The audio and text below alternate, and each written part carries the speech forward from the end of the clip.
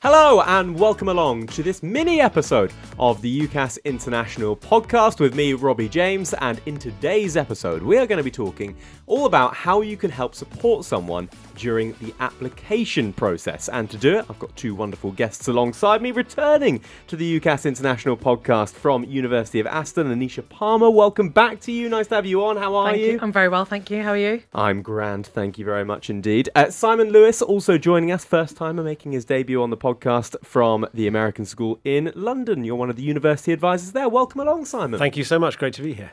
Right, let's get straight into it then. The application process itself. Now, we should point out to people that there is a full episode available if you want to find out exactly how the application process works, what it's all about. There is a big old episode available in the UCAS International Podcast feed. What we are going to discuss is how you can actually help someone, whether that be a son, daughter, friend, family member who is applying to study in the UK. So, should we just get straight into it? What is the role? What role can someone play, Anisha, in supporting the application process? I think if you're a parent or a guardian and you have a son or daughter who's going through or starting that process of going to, think about their kind of career path, it's really important that you have an active role in engaging with what that application journey looks like. So, for example, it might be going to a careers fair at the school with your son or daughter, engaging with the different types of universities that you might want to have a chat with in terms of the different reps that work there, understanding the different types of institutions that are available in the UK but also overseas. UCAS doesn't just focus on the UK solely. You know, the great thing about the platform, it has a significant amount of resources for both parents and students to actively engage in. There's short videos that you can start with, just kind of familiarising yourself with what UCAS actually is and the services that it provides. Often when a student is engaging with UCAS, the young person may not share that information with you readily. So if you're a parent or a guardian and you want to know what the process is like and actually the different elements that are involved with the application process, definitely use the resources on the website. Definitely start engaging with different universities. Start doing your research as well. So if your son or daughter has an interest in architecture or they want to go and be a nurse, start familiarising yourself as well with the search tools that are available on there, just so you can understand what actually information universities are putting out there. It's a really great central resource for parents and students to get that kind of real life up-to-date information. That's really valuable. But the application process doesn't just start as soon as the application process opens in September. It does start way before that. And the UCAS marketing team will be absolutely delighted with the answers you've given. You really bigged up UCAS. It's good stuff. And Simon, I think it's worth mentioning as well that, for if these are young people doing the application, it's probably the first time they've ever applied for anything. So actually having support of maybe someone who's a little bit older, has experienced applying for jobs or university or whatever it might be in the past, that's really valuable advice to have available. Absolutely. So, I think it's really worth remembering for us as advisors and university kind of counsellors that it is the first time that a young person has maybe gone through this process before, maybe the first time that a family has gone through it for quite a number of years. So if the parent or guardian can provide some kind of scaffolding around that support, often actually we find in our school context, it's the emotional support as much as the practical, logistical support that they have to provide, because it is quite daunting in that initial stages to actually find your way through, application forms, different universities. There's a lot of information.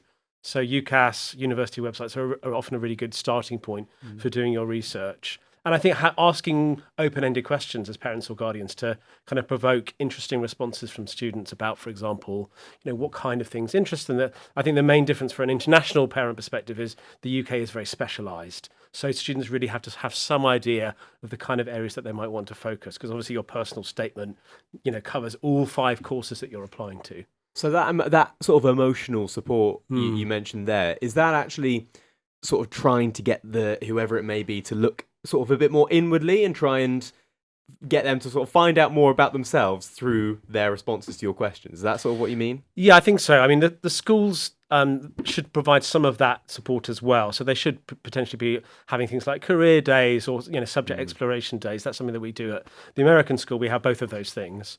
So I think it's really important for parents to to really encourage students to reflect on what their strengths are, their learning preferences as well. There are some courses that would be quite practical and kind of hands-on, and others that are more theoretical. So just understanding the differences between those two is really important. And also, I suppose, Anisha, if you are, parent, guardian, friend, family member, if you're close to someone who's doing this application process, sometimes it can be more helpful, for these students or prospective students to get an outsider's view, and they might pick up on things that actually you think, oh yeah, I was so immersed in it that I wasn't seeing that I had this view on X, Y, Z. Do you know what I mean? Yeah, having a different opinion or kind of getting some critical feedback from somebody is also really valuable. I think speaking to friends and family, whether they have applied for university 5-10 years ago and to where they've got into their career path, or just whether, they've got a son or daughter, a friend or family's got a son or daughter going through the application process, understanding their journey and where they are, that can have a lot of nuance and a lot of value to that student experience, especially if it's a new process. I can understand that actually the word UCAS can be quite overwhelming, and it might not mean anything to begin with, but actually will consume a life for at least 2 to 3 years for that applicant, for that 16, 17-year-old who's going through that process. So I would say having a conversation with a friend or family to kind of, just to kind of sense check if this is a really good career path for you. Because sometimes one of the things you might find is that parents and guardians often have a very strong view of what their son or daughter wants to do, and actually managing that expectation. If you've got a son or daughter who wants to go off and be a nurse, but actually you want them to go on and do dentistry, they're two different career paths. And it's also managing that expectation that actually they may not want to live your parental dream that you've got, but actually it's making sure that the student is really happy, they're doing something that they're going to love doing, and actually you're supporting that application as much as you can. And I think there's a real nice balance that UCAS offer for parents of how to manage that expectation. And also speaking to careers advisors at schools, they are highly skilled, highly valuable members of the education community, and they will have a lot of experience to say, well, actually, if they're going to be valuable in that career path, and if they're going to be suitable candidates, because often the application point isn't just the final thing. There might be other stages attached to it as well, like interviews and assessments as well. Would we advise sitting with someone throughout the application process, actually physically being there while they're doing it, or is that maybe a no-go? What would you say, Simon? Yeah, that's a really good question. I think it partly depends upon the support at the school. I mean, obviously, with some schools, they have a lot of kind of hand-holding throughout the process, and they might have an advisor whose kind of job is full-time. But sometimes, schools don't have that kind of support and actually do rely on kind of parent and guardian support through the process. So I think it partly depends upon the school's resources.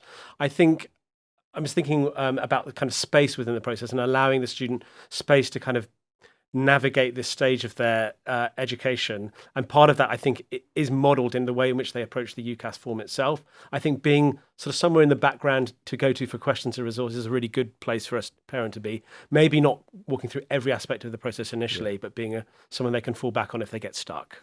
Yeah, you don't need to be there to help them put in their name. Yeah, exactly. Yeah, no, you're good with that bit.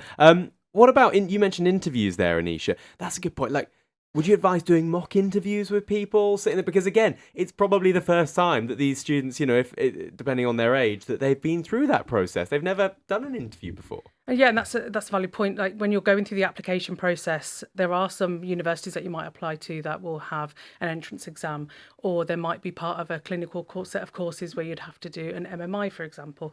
It's really important that parents actually are aware of that application process. So, for example, if you're applying for medicine or dentistry or nursing, there might be an added caveat that an institution might put in place. And being aware of actually what is involved in that interview process, they can be quite daunting. I think mock interviews have a place. I think it's really valuable that I always say to parents and guardians, if you know somebody who's already doing that as a career path, go and speak to them, get some real life experience, or get a job description and work backwards to how that person got to that career path. And what a mock interview can do can actually alleviate a lot of the pressure that the young person might be feeling. So I always say to parents, do get involved in mock interviews. And generally speaking, a lot of post-16 schools and colleges will actually have mock interviews in place. And if we know that a student is going through that, generally a lot of university websites will have a lot of advice and guidance. But I can also appreciate it can be quite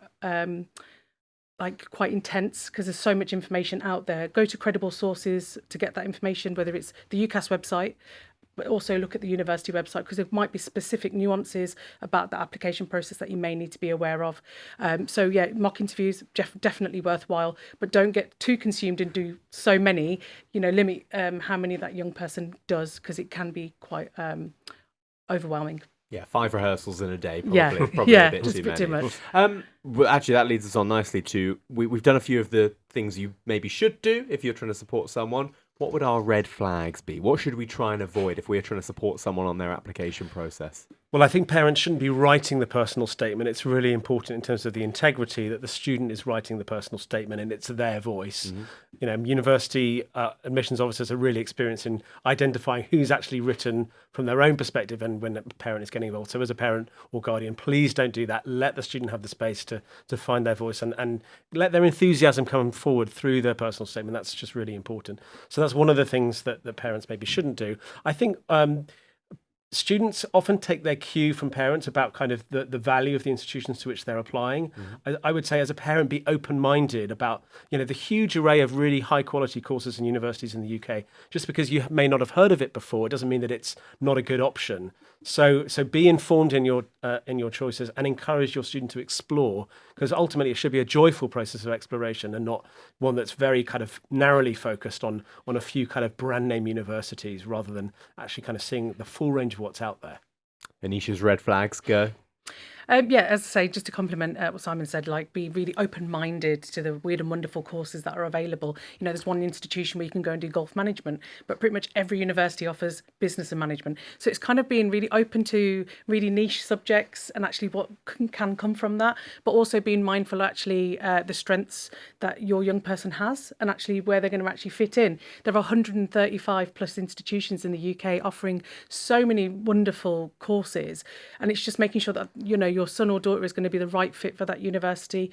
I think parents need to be really mindful about being too overbearing.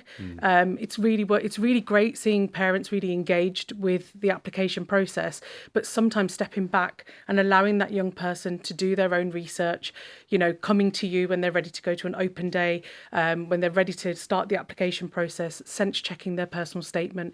That's really helpful, and I think that's a really important thing, but just don't be too overbearing and kind of pushy in terms of what you are expecting of them, because as I say, it can be quite an overwhelming experience, especially when if a young person's applying for a really competitive course, that actually there could be so many other stages to it, and the pressures that they are already under academically, and the pressures that they will have maybe at home and amongst their peers as well. Interesting. Difficult thing to get right, isn't it? But I think what we're sort of saying is that there's a balance to be struck. Be there for them. And like you sort of said, Simon, be there in the background. When they need to call on you, you're there. And that'll be really, really helpful, I'm sure.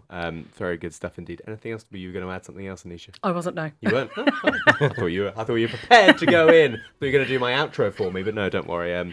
I'll try not to mess that bit up. Thank you very much indeed, Simon. Thank you, Anisha. Don't forget, loads more resources available via ucas.com/international. And if you are looking to support someone, there's a few more of these mini episodes as well of the UCAS International Podcast. Also, you can always direct whoever it is you're supporting to our YouTube channel or to wherever they get their podcasts to find more UCAS International Podcasts. We'll speak soon.